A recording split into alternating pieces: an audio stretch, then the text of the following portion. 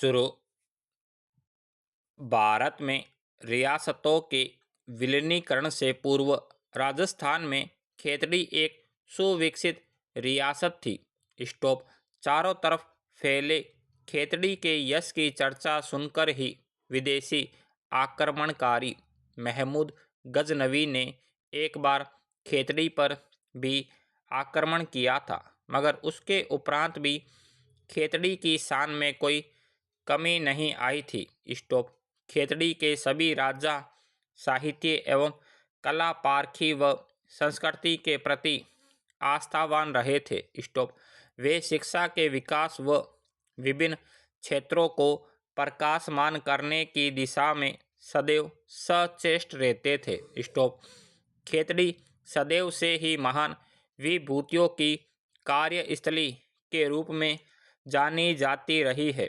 Stop Khetri Naresh Ajit Singh एक धार्मिक व आध्यात्मिक प्रवृत्ति वाले शासक थे। स्टॉप राजा अजित सिंह ने माउंट आबू में एक नया महल खरीदा था। स्टॉप गर्मी में राजा उसी महल में ठहरे हुए थे। स्टॉप उसी दौरान 4 जून 1891 को युवा सन्यासी विवेकानंद जी से उनकी पहली बार मुलाकात हुई। स्टॉप इस मुलाकात से अजित सिंह उस युवा सन्यासी से इतने प्रभावित हुए कि राजा ने उस युवा सन्यासी को अपना गुरु बना लिया तथा अपने साथ खेतड़ी चलने का आग्रह किया।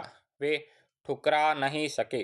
स्टॉप राजा के अनुरोध पर स्वामी विवेकानंद 7 अगस्त 1891 को प्रथम बार खेतड़ी आए और खेतड़ी में 27 अक्टूबर 1891 तक रहे। स्टॉप विवेकानंद ने राजा अजित सिंह को उदार व विशाल बनाने के लिए आधुनिक विज्ञान के महत्व को समझाया। स्टॉप खेतड़ी में ही स्वामी विवेकानंद ने राज पंडित के सहयोग से पाणिनि के अष्टाध्यायी व पतंजलि के महाभाष्याध्यायी का अध्ययन किया।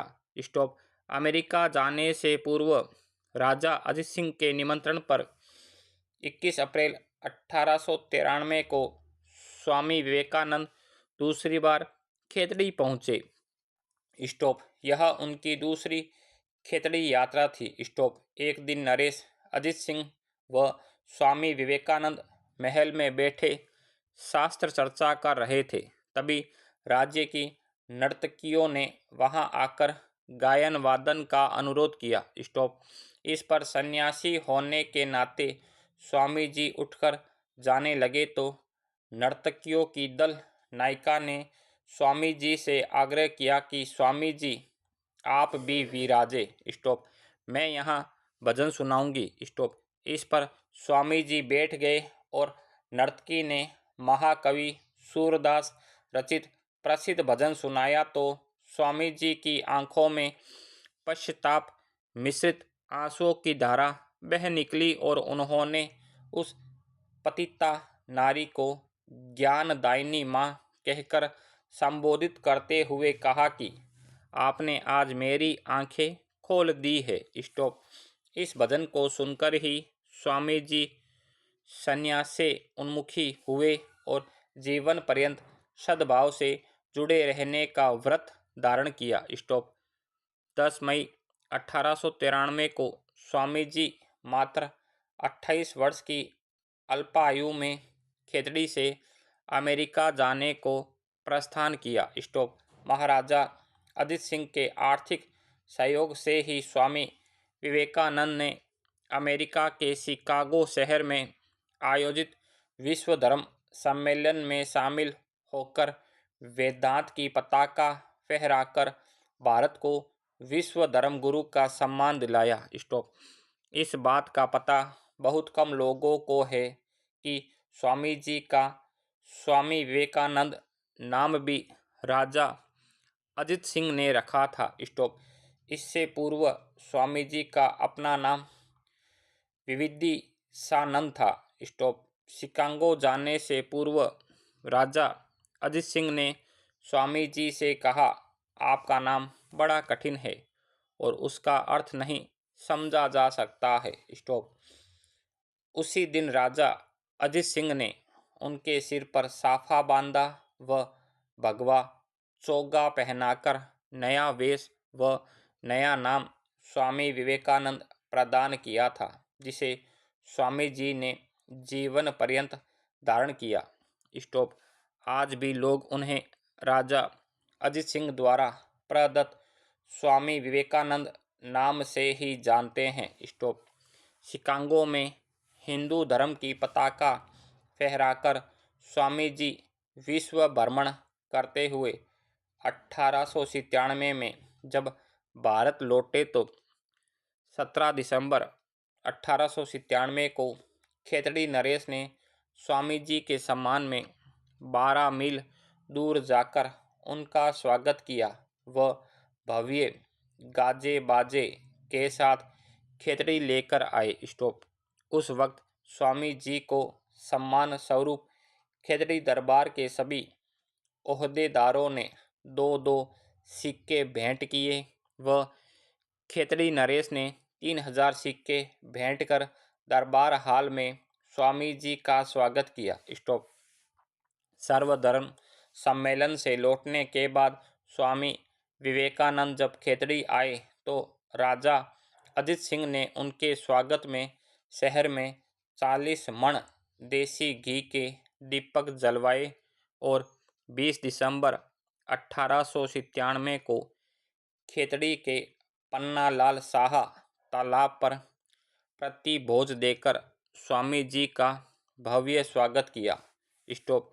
शाही भोज में उस वक्त खेतड़ी के 5000 लोगों ने भाग लिया था। स्टॉप।